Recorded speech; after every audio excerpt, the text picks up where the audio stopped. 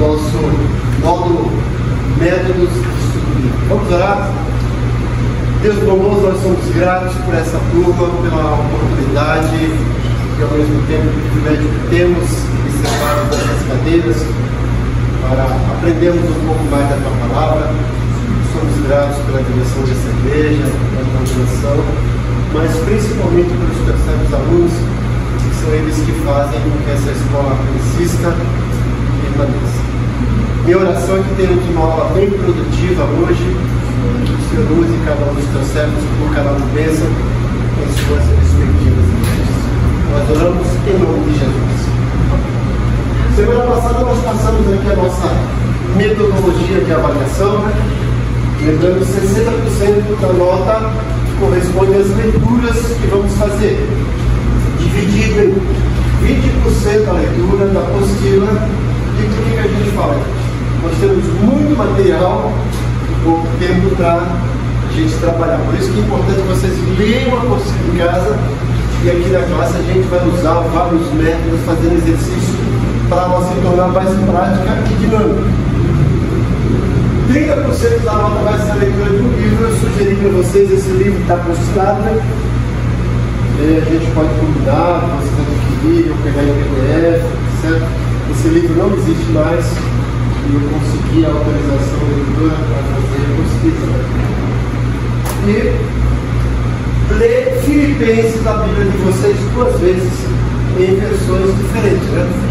Leia no meio da atualizada, NVI, parafraseada, certo? E os exercícios que nós vamos fazendo, desenvolvendo durante a sala de aula, eu pedi para vocês fazerem cada 40%. 60 de 40% a 100%. Isso deve ficar pronto até a penúltima aula do módulo, a aula de junho, certo? Ok? Bom, vamos avante, gente. Na apostila de vocês, na página 12, e aí, na apostila de vocês, na página 12, nós temos aqui uma sugestão, na verdade, uma sugestão, mas modelos de método de estudo bíblico, os principais passos no estudo bíblico. Então, quando a gente vai fazer alguma coisa, existe aquele que fala de padronizar. Quando a gente padroniza, não significa que engessa, mas que existe um modelo, um padrão que já nos ajuda a seguir. E a partir desse modelo padrão, nós vamos colocando a nossa mão, a nossa arte, a nossa metodologia. Mas existem 2 formas principais da gente estudar a Bíblia. O primeiro é o estudo dedutivo. O que é isso? Começa com uma proposição da proposta, e daí demonstra se ela é válida ou não, depois de examinar os fatos logicamente. Então a ideia aqui é você deduz e você vai procurar prova para a sua dedução, a lógica, certo?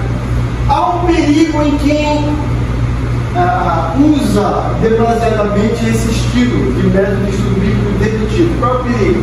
De você consultar as escrituras apenas ou somente para buscar confirmação para as nossas posições ou ideias já preconcebidas. Então você fala, o arrebatamento da igreja vai ser antes da tribulação.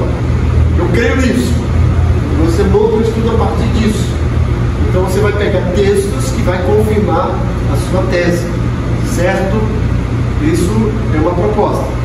A segunda, que eu acho que é o mais edificante, é o estudo indutivo, que vai te induzir a estudar a Bíblia.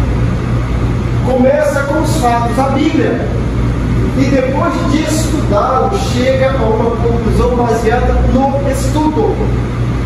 Isso aqui é a lógica da descoberta. Então, a ideia é que você vá para a Bíblia com a mente aberta. Eu vou estudar todos os textos para chegar a uma conclusão, o que a Bíblia me oferece, o que a Bíblia me direciona. Então, esse é o melhor meio, certo? De você estudar a Bíblia. O estudo bíblico indutivo ele tem 4 passos. O primeiro deles, o mais importante, que é a base, que é o alicerce de você estudar a Bíblia, de você ler a Bíblia, de você ensinar, de você pregar, é a observação. É aquele papel do detetive. O que eu vejo? Então eu preciso ir para a Bíblia como se fosse aquele programa, esse filme lá do Sherlock Holmes, né? Ele vai lá com a lupa, procurando. Quem gosta de assistir esses seriados, né? Tinha um na Bandeirantes que era, acho que era o Mike, o detetive, cara, todo criterioso e cheio também de tiques, né? Então ele vai lá e descobrir alguma coisa que as pessoas passam despercebidas, são os detalhes. Então, o importante e o que é fundamental é fazer uma boa observação. Observação é o papel do detetive. Observação é o registro do que se pode ver no método adotado do estudo da Bíblia. É o exame cuidadoso e completo do texto. Deixa eu voltar aqui. O exame cuidadoso e completo do texto.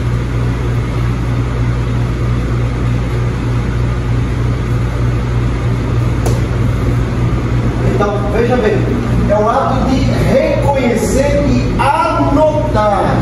Muito importante isso. Quando a gente não anota, a gente esquece. Alguém já disse que a menor ponta de um lápis é mais eficiente do que a melhor memória. Escreveu, registrou? Não, esqueceu. É o ato de reconhecer e anotar um fato ou ocorrência. Significa estar mentalmente ciente do que se vê.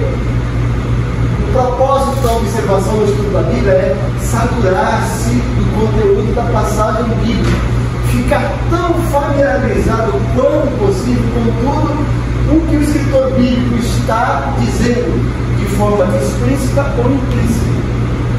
A exatidão é importante na observação. Nem tudo que você lê será de igual valor para a verificação do sentido da passagem. Portanto, você terá que aprender a discernir o que é e o que não é importante. A prática e a concentração são dois ingredientes que aguçarão a sua perícia. A observação é o alicerce do estudo bíblico. Quanto mais nos saturamos do texto, melhor vai ser o estudo. Eu coloquei aqui como escolha, né? Quem gosta de lavar a louça como eu, que está em casa que lava a louça sou eu. Então, quanto mais detergente você colocar na esponja, ela vai ficar mais concentrada, mais louça você vai lavar. Então, quanto mais tempo você gastar observando o texto, maior probabilidade de você entender o texto. E para isso eu pedi que vocês lessem em casa Mateus 28 e 16. Eu vi que todo mundo leu, né? Bom, então vamos fazer isso em classe hoje, certo? Eu preparei aqui uns slides.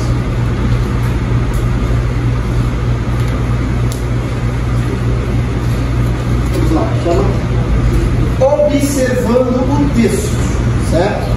Nós vamos ler o texto e vamos observar. E eu transcrevi aqui o texto na versão Almeida Revista Atualizada.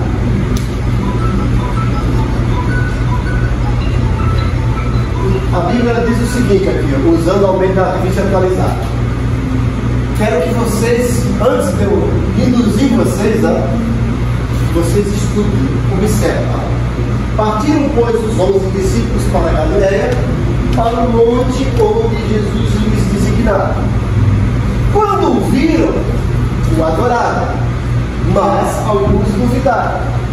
E aproximando-se, Jesus falou-lhes, dizendo: foi-me dada toda a autoridade do céu e da terra. Portanto, ide e fazei discípulos de todas as nações, batizando-os em nome do Pai, do Filho e do Espírito Santo, ensinando-os a observar todas as coisas que vos tenho mandado. E eis que estou convosco todos os dias até a consumação dos séculos. Esse é um texto clássico que é chamado por muitos como a Grande Comissão.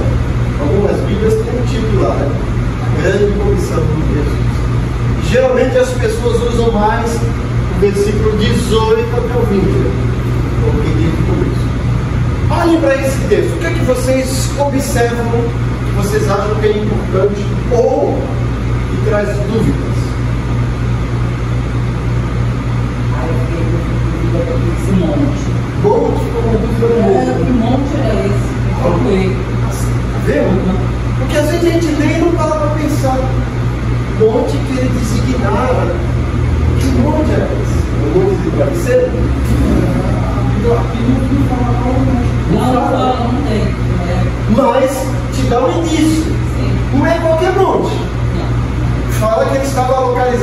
região chamada de Galileia.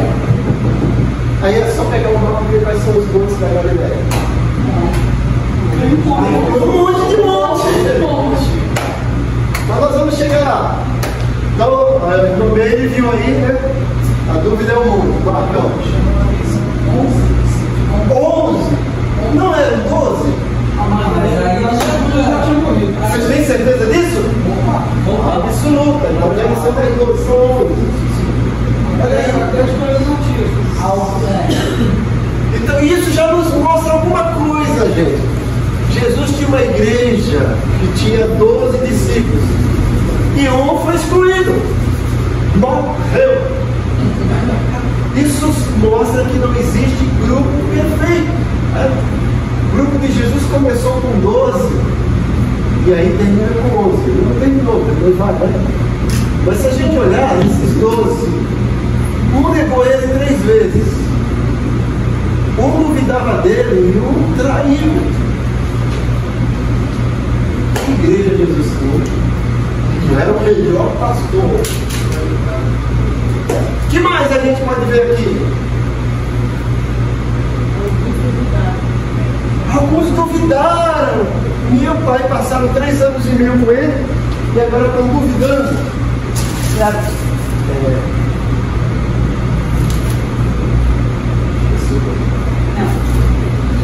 Eu acho que recebi a palavra. Mariana e Wallace. Tem que rimar, Mariana e Juliana. Quem mais, gente?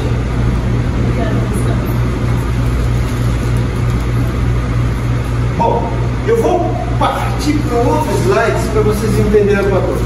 Mas a primeira coisa quando a gente faz, como vai observar o texto? Primeira coisa, verbos. Olhem os verbos. Preste atenção em que tempo estão os verbos. Primeira coisa a observar. Segunda coisa, palavras ou frases que se repetem. Muita coisa, certo? Então, quando eu olho para o texto, eu estou primeiramente vendo o conteúdo. O que o escritor disse. Agora, eu preciso descobrir a estrutura. Como ele disse isso? Depois que eu descubro a estrutura, a gente vai se sentir realizado. Mas o grande desafio nosso é descobrir a estrutura do texto. E a gente pode fazer isso através de diversas formas. De língua portuguesa, gramática. Aí a gente que fugimos da escola, a gente não sabia. Eu troco de propósito, para a gente dar ouvido. Né? A gente pega, nós pegamos hoje os jovens estudiosos, os universitários, para ele conjugar o verbo no pretérito mais que perfeito. O que é isso? Pergunte para ele o que são palavras homônimas homófonas. Homônimas homófonas? O que é isso? Isso é língua portuguesa ou língua estranha? Isso é uma língua estranha, né? Quando a gente entende um pouquinho de gramática, isso ajuda bastante. Então, olhem os verbos, primeira coisa. Segundo, olhem frases ou palavras que se repetem. Depois, gente, conjunções. Preste atenção nas conjunções. É o que a gente vai fazer agora.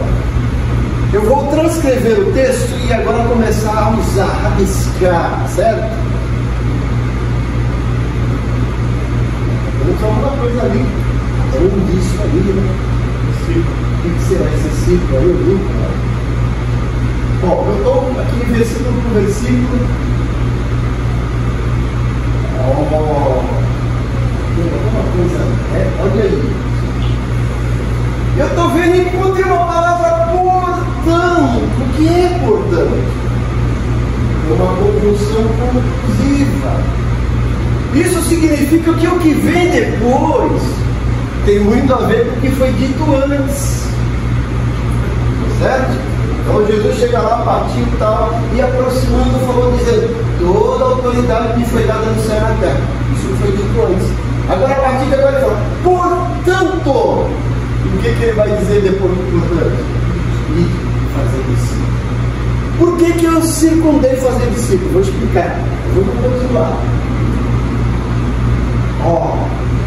Fazer discípulo, aí a gente já começa. Aprenda a fazer pergunta para o texto. O que? Quem? Como? Quando? Onde? O que Jesus está pedindo? Façam discípulo. E aí ele vai dizer onde fazer discípulo? Todas as nações. Como fazer discípulo? Batizando-os em nome do Pai. Vai mais, né? Ensinando a observar todas as coisas que vos tenho mandado. E aí vocês vão ver que eu dividi o versículo 20. Eu coloquei E. Esse Ezinho que está aí solto, a gente pensa que é apenas uma vogal. É a vogal E. Mas dentro dessa frase, certo? Ela significa uma conjunção aditiva. Vai ser aditivado alguma coisa. Aí eu coloquei certinho, tá vendo? Eu tenho aqui uma conjunção conclusiva. Tudo que vai ser dito depois tem a ver com o que foi dito antes. E aqui embaixo tem mais uma conjunção, como eu disse, que parece um Ezinho perdido. Mas aqui vai adicionar alguma coisa. E eles estão convosco todos os dias até a consumação. Vocês perceberam? Tem muito mais coisa aí. Eu só coloquei esses detalhes para avisar. Que não é só pegar um texto e ler. Começa a fazer pergunta. Se mesmo que você não tenha resposta. Mas isso vai te ajudar a pensar, a questionar e não apenas aceitar o que está. Você lembra que Paulo vai pregar em Tessalônica e depois ele vai para Bereia. E a Bíblia fala que lá os de Tessalônicas, os de Tessalônicas eram mais nobres dos que, os de Bereia eram os mais nobres do que os de Tessalônica. Por quê? Porque eles ouviram o que Paulo pregou, mas foram examinar as Escrituras. E a gente precisa examinar e não aceitar tudo que está sendo dito por aí. Porque tem tanta coisa, gente, sendo dita por aí, quando a gente começa a analisar e passar no crivo dos textos bíblicos, a gente fala, meu Deus, o que é isso? Eu estou ensinando na nossa escola dominical sobre Coríntios, chegamos no Coríntios 12. Então estamos já 4 semanas que a gente não sai no capítulo 12, falando sobre dons espirituais. E ontem nós trabalhamos o que é dom de profecia, o que é dom de línguas, qual a diferença do dom de profecia e do dom de profeta. Como é que o dom de línguas deve ser usado de forma bíblica no mundo público? Está lá em Coríntios 14. E parece que gente pega o capítulo 12, o 13 e pula para o 15, esquece do 14. Que eram 2 dons que deram mais problema para os crentes corintianos, que continuam dando problema para as igrejas do século XXI. Esses 2 dons que examinam as Escrituras. Eu acho que tem que ser assim. Mas o que Paulo diz? O que a Bíblia diz? O que a Bíblia diz? Então Jesus está dizendo, portanto, por que eu circundei fazer discípulo? Quando eu vou analisar o verbo, gente, existem verbos que são de forma, assim como se fosse uma ordenança, que é um modo imperativo. Fazer, certo? Ide. Quando a gente vai analisar, a gente pensa que o imperativo aqui é ide, né? Quando a gente vai analisar no grego mesmo, o único imperativo que nós temos é que fazer discípulo. Porque no original aqui é indo. Isso já dá uma indo da ideia de gerúndio. É um presente contínuo. Jesus está dizendo, como é que vocês vão fazer discípulo? Gerúndio. Indo, batizando e ensinando. Eu posso já pegar esse texto e mostrar as 3 formas de desenvolver o discipulado à luz de Jesus. Indo, batizando e ensinando. Indo atrás. Pega ele, fala de Jesus, ele se interessou, traga ele até o batismo. Ele se batizou, fez a confissão pública. Não termina a sua tarefa, você tem que continuar ensinando ele a observar ter discipulado. A diferença de um discipulado e do evangelismo. Discipulado contínuo. E foi isso que Jesus fez com esses 12. Ele pega esses 12, pega 2 que são de partidos diferentes, pega o sermão Zelote, lá no partido de direita, pega o Mateus Herodiano, o partido de esquerda, e fala assim, ó, você que é do PT, você que é do PL, agora vocês vão fazer parte do PFH. O que é PFH? Partido do Filho do Homem. Os 2 trabalham junto, comem junto, evangelizam junto, aprendem junto com Jesus durante 3 anos e meio. Jesus discipula eles. Só depois de 3 anos e meio que ele manda eles de 2 em 2. Só depois que ele morre, ressuscita, fala com eles, vocês vão agora receber poder, autoridade para serem minhas testemunhas. E aí eles conversam. Aí aquele Pedrão, fora, que negou Jesus 3 vezes, trabalhado agora por Jesus, prega um sermão e 3.000 almas se convertem, só isso. E hoje a gente precisa de 3.000 sermões para ver se uma alma se converte. Então eu posso transformar esse texto no estudo, no sermão. Eu posso pregar aqui sobre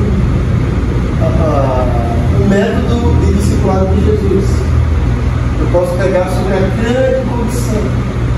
Agora vamos exemplificar isso. Jesus está dizendo, olha, o que ele disse antes de portanto? O que ele disse antes de portanto? Foi dada toda a autoridade. Toda a autoridade foi dada a ele. Ele está dizendo, olha, eu recebi a autoridade. E essa autoridade tem limite e extensão. Qual é o limite e extensão dessa autoridade? Céu e na terra. Nós estamos no céu ou na terra? Jesus tem autoridade na terra? Então ele tem autoridade sobre nós, né? Então ele está dizendo, olha, eu vou dar autoridade no céu e na terra. Já que eu tenho autoridade na terra, estou mandando vocês. Então, se eu penso na grande comissão, a grande comissão está baseada na autoridade de Jesus. Tem autoridade. Por isso ele está comandando, está ordenando. Certo? E ele continua, né? Olha, portanto, ele fazia discípulos das nações, batizando, estava ensinando. E depois o que ele fala? E eis que eu estou convosco. Então, primeiro, ó, a grande comissão está baseada na autoridade de Jesus. Certo? Segundo, a grande comissão está edificada na autorização de Jesus. Porque além de ele ter essa autoridade, ele está nos autorizando. Olha, eu tenho autoridade, então, ide, faça o discípulo. Está mandando o imperativo. Mas ao mesmo tempo está me autorizando. E depois eu tenho o respaldo da presença dele. Eis que estou convosco. Vamos ilustrar isso. Alguém aqui tem crachá? Cadê? Está aí com ele? Não. Você está com crachá aí? Ninguém tem crachá aí? Então vamos imaginar que você tem um crachá.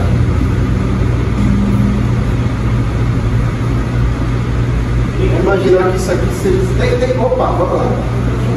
Ó, imagine que ele tem um crachá, fica com ele. Vem cá, olha, você vai ser o vigilante porteiro, segurança da empresa. Aí ele quer entrar aqui na empresa, vem. Qual a primeira coisa que você vai perguntar para ele? Ele pode entrar? Não pode? Isso, para você verificou ele. Pode, por quê? Porque ele tem autorização. Ele tem crachá. Certo? Agora imagine que ele vem. Eu sou o dono da empresa. E ele está vindo comigo. Ele está com crachá e eu sou o dono da empresa. O que você faz? Passa direto. Por quê? Porque além de ele estar autorizado, ele está comigo. É isso que Jesus está dizendo: olha, vocês podem ir, eu estou dando para lugar-chave. Eu tenho autoridade, estou dando autorização para vocês irem fazer discípulos em todas as nações. Mas além disso, eu estou respaldando essa autoridade. Eu estou indo junto com vocês. Eu estou dando respaldo a vocês. Veja que coisa bonita. A gente às vezes lê e não percebe. Obrigado. Bala aqui, um para os dois aqui, né? Todo mundo já ganhou bala aí, gente? Quem não ganhou bala? Alguém chegou depois e não ganhou nada? Alguém não foi baleado aí? A gente fala que aqui as aulas são aulas de pentecostais. Os alunos já começam a falar em língua, né? Bala, bala, bala, bala, bala. Então você percebeu? A partir dessas observações, a minha mente abre e eu começo a trabalhar o texto. Então eu posso fazer um sermão, um estudo sobre a grande comissão. A grande comissão está alicerçada na autoridade de Jesus. Ele mandou fazer isso, porque ele tem autoridade. Segundo, a grande comissão está edificada na autorização de Jesus. Além de ele me mandar, porque ele tem autoridade, ele me autoriza, vocês podem fazer. Terceiro, a grande comissão está respaldada na presença de Deus. E eles que estão convosco todos os dias até a consumação do século. Vocês podem ir porque eu estou autorizando. Eu tenho autoridade no céu e na terra. Eu vou com vocês. Vocês não vão se sentir sozinhos. Vocês terão o respaldo da minha presença. Veja que coisa bonita, gente. Isso se eu pegar esse sermão como título, a grande comissão. Agora se eu pegar o discipulado de Jesus. Quais são os passos do discipulado de Jesus? O verdadeiro discipulado começa com um pouquinho do que atrás dos pecadores. Há uma música muito antiga, muito bonita, que diz: Manso e Suave, quem conhece? Manso e suave, Jesus está chamando. Vem já, alma cansada, vem já. É? Só do Jurássico aqui, né? Vem a música é bonita, mas presta atenção na letra. Alma cansada, vem já. Se a alma já está cansada, como é que ela fez? O correto não é isso, é assim: vai já, crente preguiçoso, vai já. Eis que de forma imperativa o mestre está mandando, crente preguiçoso, vai já. A gente não pode ficar esperando as pessoas virem, temos que ir fazer discípulo. Jesus veio. Então como é que eu faço discípulo? Primeiro em disposição de ir atrás. E aí, eu tenho que pegar essa pessoa e levá-la a entender que ela é pecadora, que ela precisa de Jesus. E que ela vai se tornar uma discípula de Jesus quando ela se batizar. Eu tenho que fazer com que ela tenha desejo e procure o batismo. E aí ela se batizou e falou: Pai, terminou o meu trabalho. Continua ensinando todas as coisas. Você vai tudo. E o meu discipulado vai além do batismo. Continua ali. Então, 3 formas de cumprir o discipulado de Jesus: indo, batizando e ensinando. Veja o verbo do batizando e ensinando. No original significa indo. Eu cheguei a essas conclusões, e aí eu já tenho 2 vertentes, posso ter dois estudos bíblicos, ou 2 sermões. Grande comissão do discipulado de Jesus. Eu cheguei até aí como? Observando o texto, com 2 conjunções que parece que estão perdidas no texto que a gente lê e passa batido. Portanto, já que eu tenho autoridade. Agora tem tanta coisa aqui nesse texto. Vamos pensar um pouquinho. Partiram, pois, os 11 discípulos para a Galileia, para o monte que Jesus lhes enviara. Quando eu penso em Galileia, eu preciso entender a Palestina. A Palestina, no tempo de Jesus, tinha 5 províncias, 5 divisões, como se fossem as nossas regiões aqui de São Paulo. Nós tínhamos a Judéia, a Galileia, a Samaria, a Pérea e Decápolis. Jesus morava na Galileia, certo? Caminho do mar de Tiberíades, também chamado Mar da Galileia, o lago de Genezaré. Morava na cidade de Nazaré. Só que quando ele morreu onde? Na Judéia, porque ele tinha nascido em Belém, lembra? Belém da Judéia, de modo nenhum menor.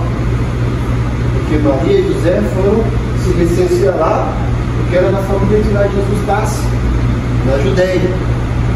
Aí vai para o Egito, volta para Galileia e fica morando na Galileia. Quando ele morre na Judéia, lá em Jerusalém. E os discípulos estão lá, ele ressuscita, e os discípulos estão lá na Judéia. Ele manda eles da Judéia lá para a Galileia,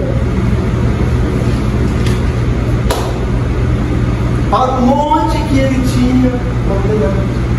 Aí o povo diz a mim, que monte é esse? Pode ter sido o monte das ovelhas? Não, não era uma pedra. Pode ter sido que monte?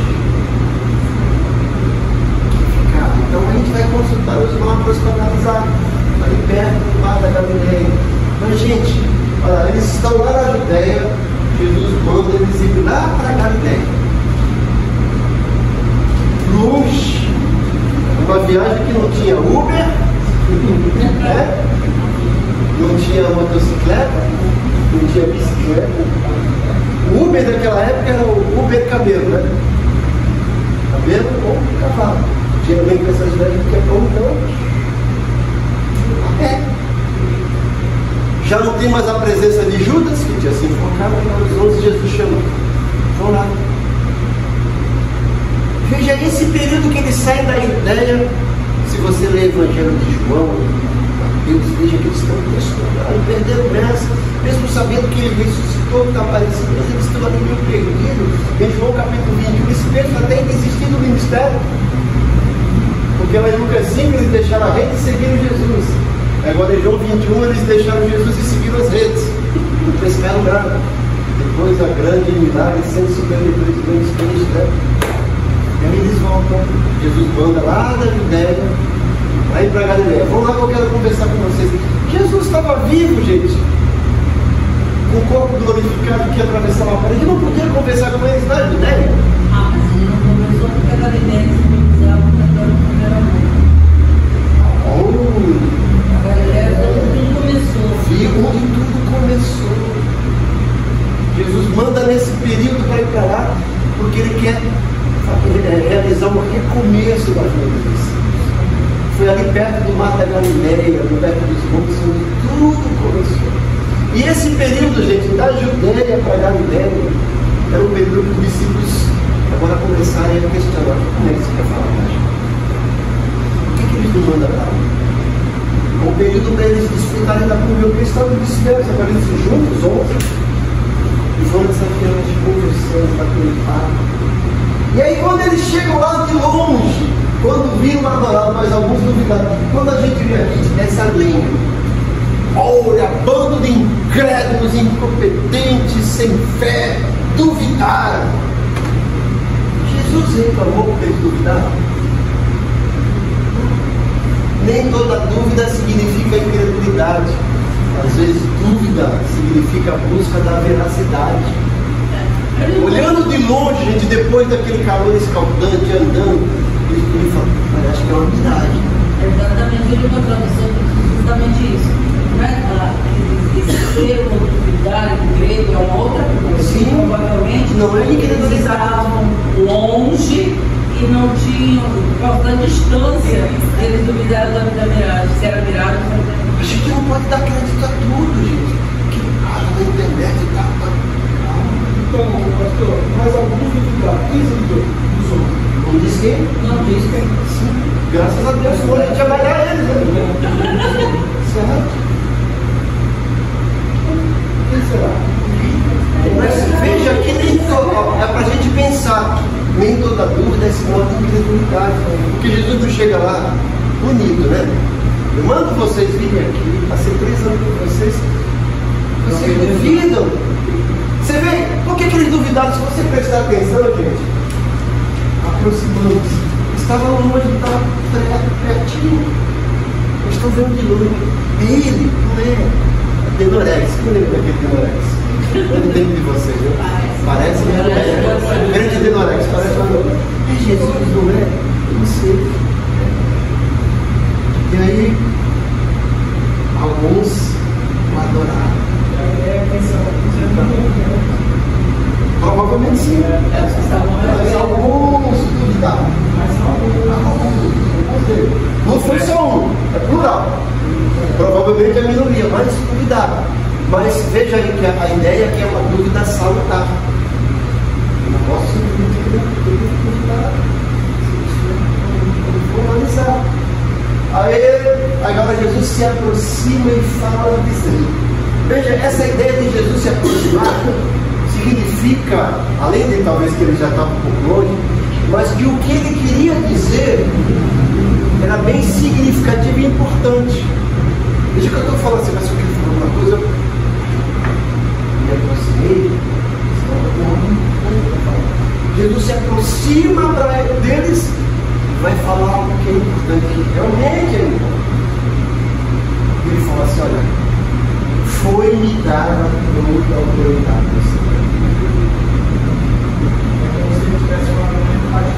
Não é um particular, exatamente. Íntimo. E ele está dizendo que ele recebe uma autoridade que vem lá do Pai, lá do céu.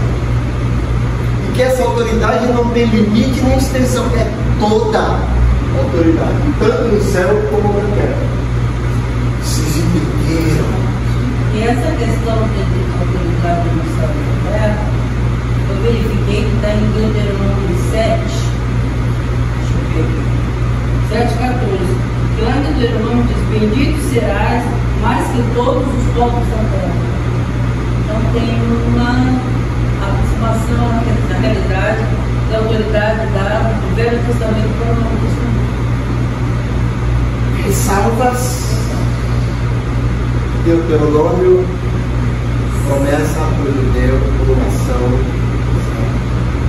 Porque lá no Aqui é outro contexto, mas eu entendi o sua graça. Porque lá no Deuteronômio diz: você era imediato, é agora o Senhor exaltado, tendo recebido a autoridade prometida. Deuteronômio está falando sobre isso. Deuteronômio está falando para quem? Para os judeus. Povo judeu. É uma autoridade que seria dada do céu, que eles iam utilizar na terra. Mas aquele tipo de autoridade é uma autoridade absoluta. Então, veja as proporções. Não, mas no caso do Deuteronômio, ele não coloca, ele não fala diretamente só o judeu. Ele faz a promessa feita que serás bendito, serás mais do que todos da terra. Pega o Deuteronômio o quê? Deuteronômio 7,14. 7,14, vamos lá, pega o Deuteronômio 7. Isso chama-se observar o texto. Não, que eu vi a concordância. Entendi, sim. Isso a gente chama de consultar as passagens paralelas.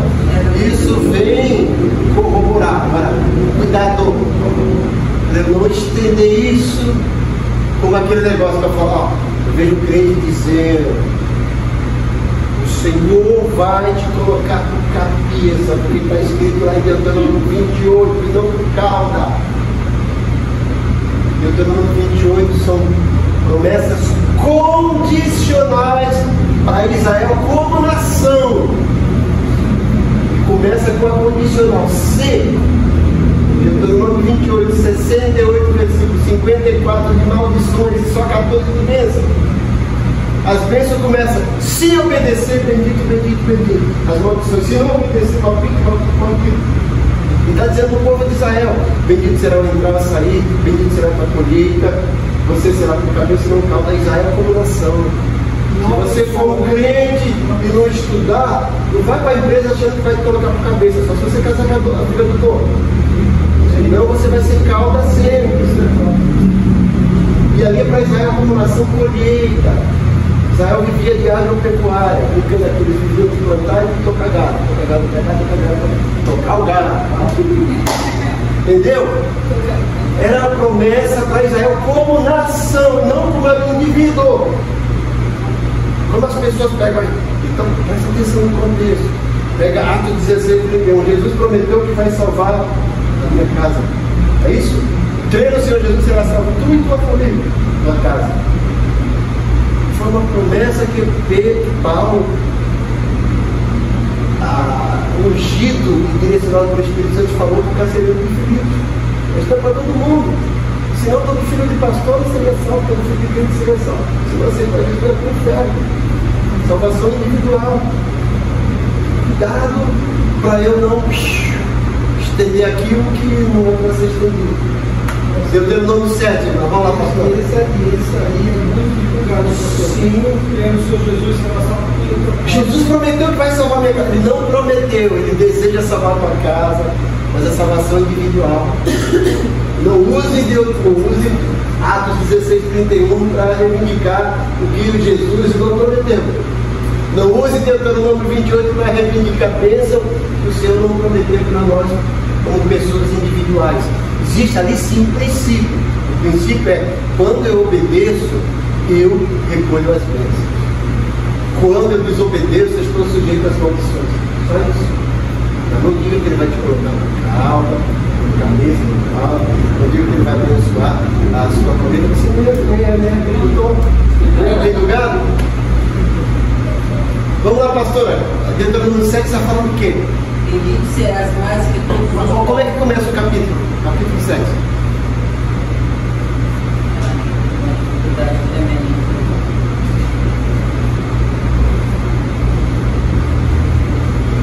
A gente tem que cuidar para a gente prestar atenção na observação. Ordena-se a destruição dos cananeus.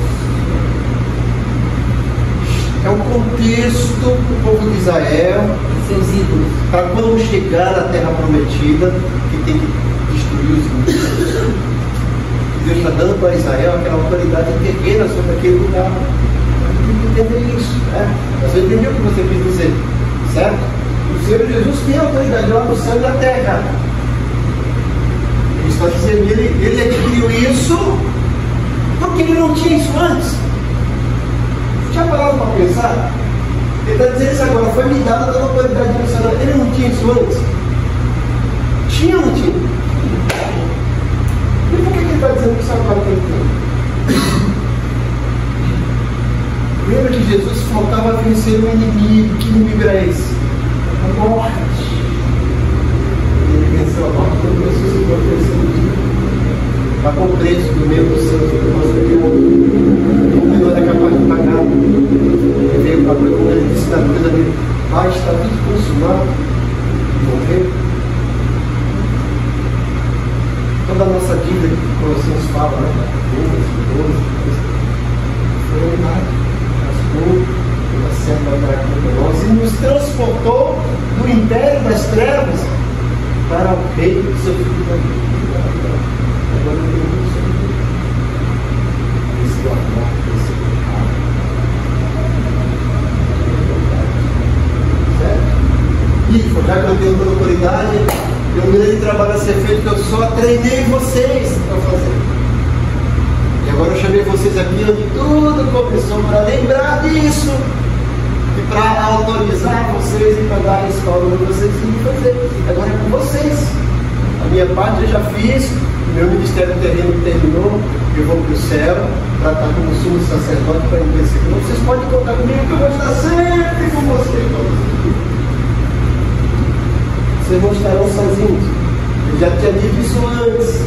Olha, eu vou subir para vocês, não vão ficar sozinhos, eu vou enviar outro consolador. Para estar com vocês.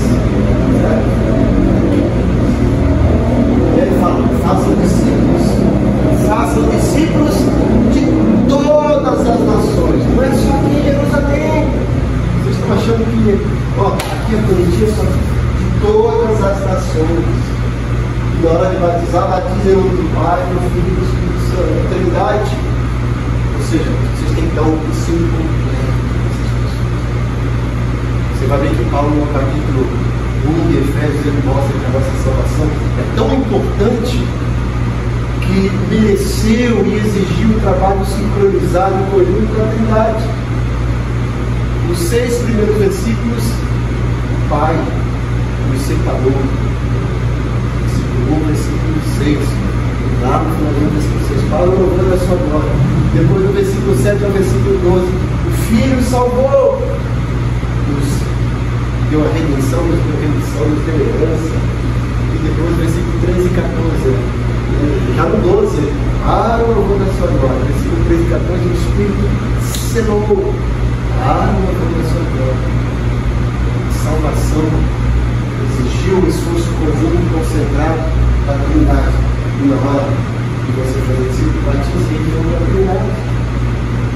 E sim, eles a observar, olha a nossa observação, todas as coisas que você tem mandado, ensinei vocês e os considerei como simples vamos ver, reproduzam, façam com os outros. Quando a gente está passando, a gente está remontando, está edificando. Então, perceberam o step, certo? Agora vocês têm um exercício a ser feito. Posso tirar daqui, né? Vocês viram que duas simples palavrinhas que parecem estar perdidas no texto aí, que a gente às vezes esquece de ver. O portanto e o e. Conjunção conclusiva e conjunção aditiva. Voltando aqui para a nossa apostila, vou tentar encontrar aqui.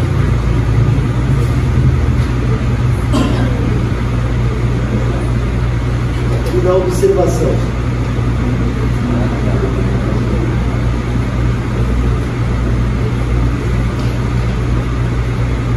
O que observar?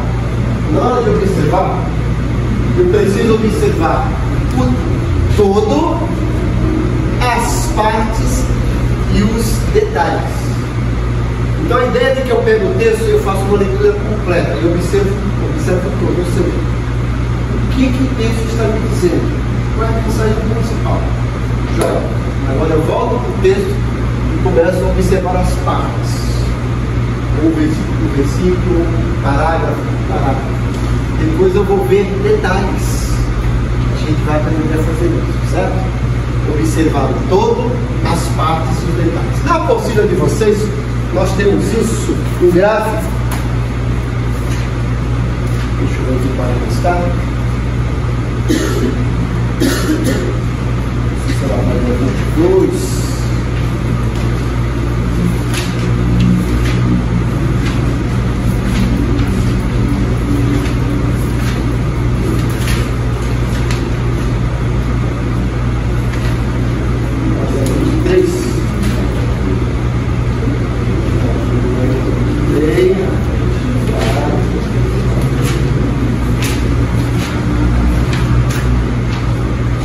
Página 25. Não, 29. Página 29. Olha aí.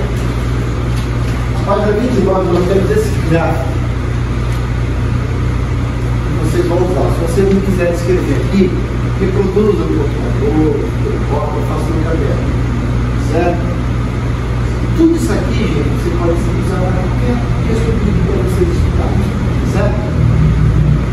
Nós vamos fazer um exercício, vocês vão fazer em casa, e a semana que vem a gente vai trabalhar essa página aqui, observar todo, as partes e os detalhes. No começo, vocês vão ficar confusos em misturar detalhes com partes.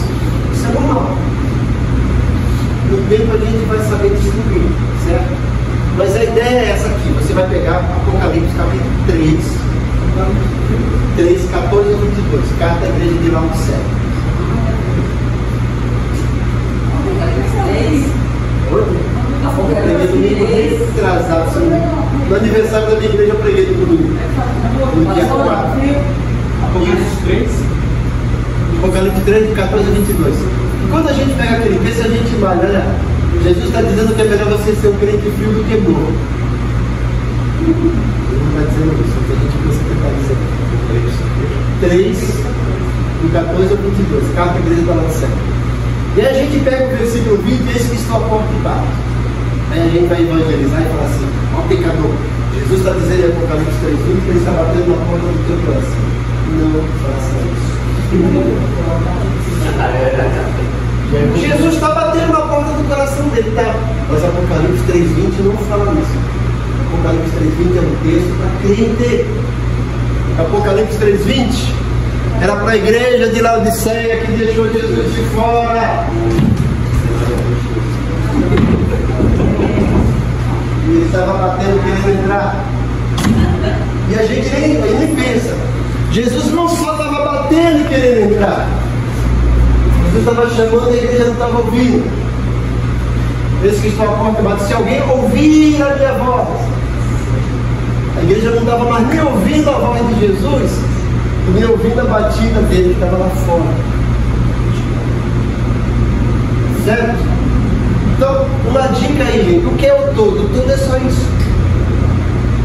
Vocês vão observar o todo. O texto é o quê? Que texto é esse? Quando a gente pega Apocalipse capítulo 2 e capítulo 3, nós temos as cartas às 7 igrejas.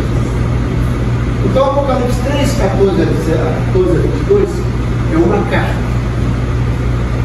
No todo eu já vejo isso, uma carta. Mas presta atenção, hoje a gente quase não recebe mais carta, né? Mas antigamente, quando a gente carta tem um remetente, quem escreveu, um destinatário a quem é endereçado. E temos o assunto principal. É isso que vocês vão colocar no todo. Nas partes, vocês vão ver que a carta, além de ter esse assunto principal que vocês vão descobrir que é fácil, tem outras ações também. Os detalhes, gente, da carta. Se vocês perceberem, em cada carta Jesus se identifica de alguma forma. Não é a mesma identificação para todas as igrejas. São detalhes, certo? Então, leia o cara. Tente fazer isso sozinho. Vamos quebrar a cabeça. E a semana que vem a gente vai resolver esse quebra-cabeça, certo? Vai ter tanta coisa aí.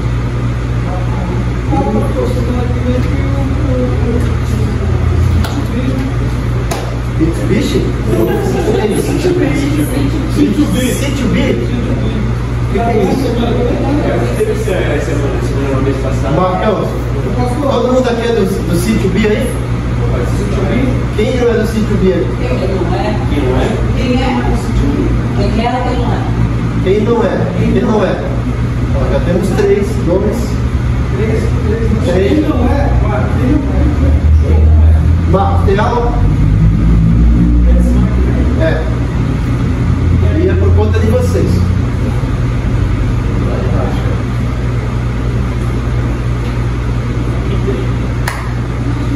Decidam, gente. C2B. Mitsubishi aí. C2B.